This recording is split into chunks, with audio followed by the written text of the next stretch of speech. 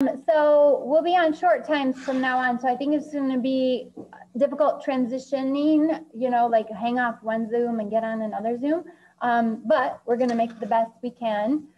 We have our components of blood quiz today. You'll find that linked to week 22. It should be, I believe, the top item. We're also going to, so some of you will take 20 minutes, some of you will take 10 minutes. So depending on which group you're in, if you're in the 10-minute group, I want you to open up today's activity, which is blood type and transfusion lab. This is actually a lab we're going to stretch out. So every day this week, this is what we're doing, this lab. We're going to add on to it as we go.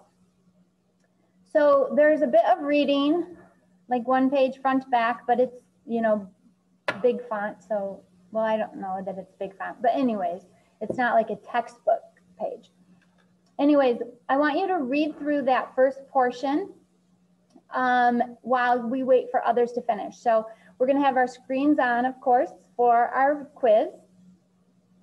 And then when you're done, if you want to turn the screen off, and then just stick around your area, read through the blood types and transfusion lab. I need this activity done when you come to class tomorrow, because it's like a pre-lab for tomorrow's lab, right?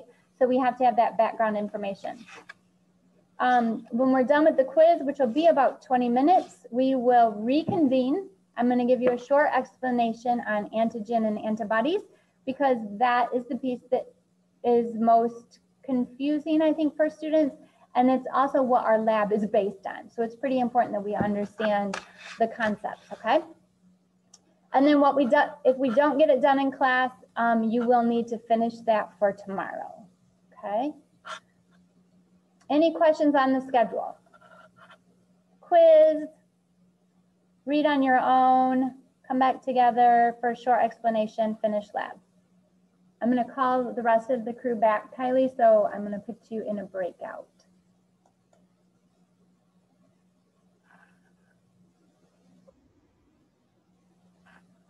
All right, my friends.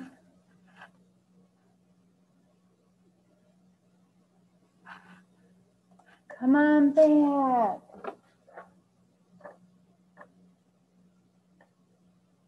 Third hour goes till 10:10. We have 10 minutes, 13 minutes.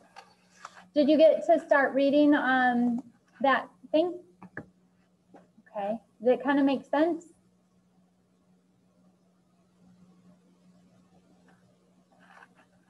So tomorrow in the lab, you're going to be testing blood. So we're going to take advantage of this whole blood typing concept. So just to be sure,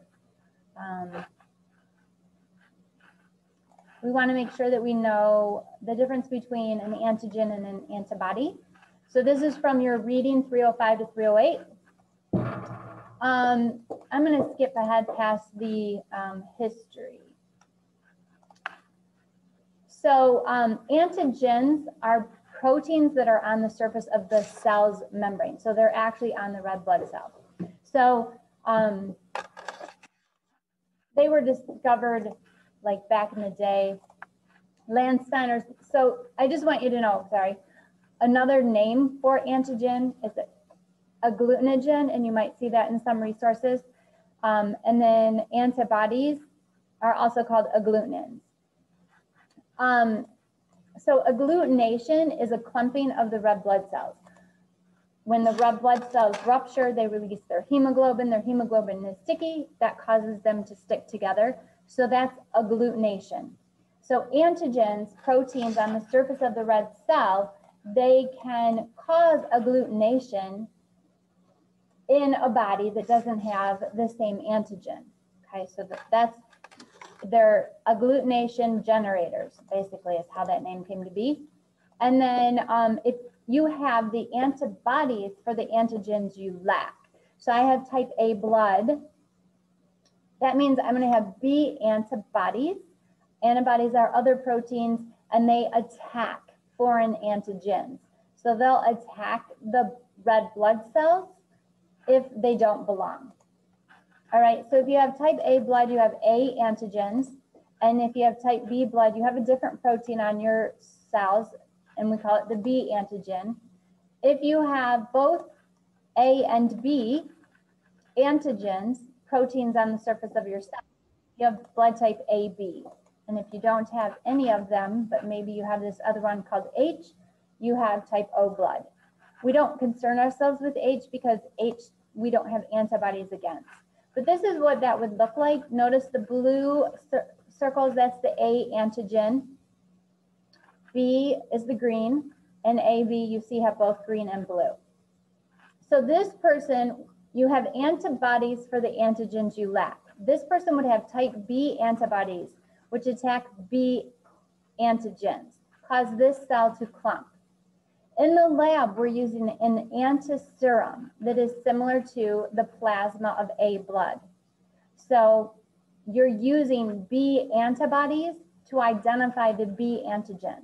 If there's clumping, that's a positive result. If there's no clumping, it's a negative result, okay? So B antigens, if you have type B blood, you're gonna have anti-A. If you have AB, you have both antigens, so you're gonna have neither antibody, otherwise you would attack your own blood. Type O blood doesn't have any antibodies, or I'm sorry, any antigens, so it's gonna have both antibodies. So the key is you have antibodies for the antigens you lack. And that is where we come up with this blood donor recipient compatibility.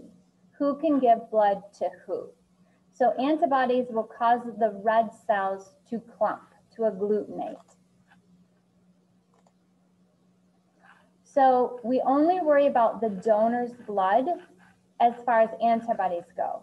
The recipient's blood has red cells, so you're concerned with the red cells, not the plasma, not the antibodies. So if you had, so you're going to play the role of an antibody basically tomorrow. So you're using anti-B blood, and if it clumps, it'll be B or AB. You're also going to use the anti-A. So you're going to, if it clumps, that's a positive result. So we're using this donor compatibility as a way of typing blood. So again, if you have type O blood, you have both antibodies. If you type B, you only have A antibodies. If you have type A, you only have B antibodies. The donor is the one that does the attacking. That's a little bit confusing. As far as history goes, we can see the majority of our blood types are type O blood. The O allele is the most common allele, and that has to do with evolution. It's the first allele that must have been around, and these are mutations beyond that. So there was a mutation one day, and it created this protein on the surface of the cell, so now you have an A antibody. And then because of the frequency of the alleles, we can assume the B allele came later, the gene that codes for B. AB is your least common blood type. And so you guys remember your Punnett Squares okay? Probably. Anybody need a refresher course on that?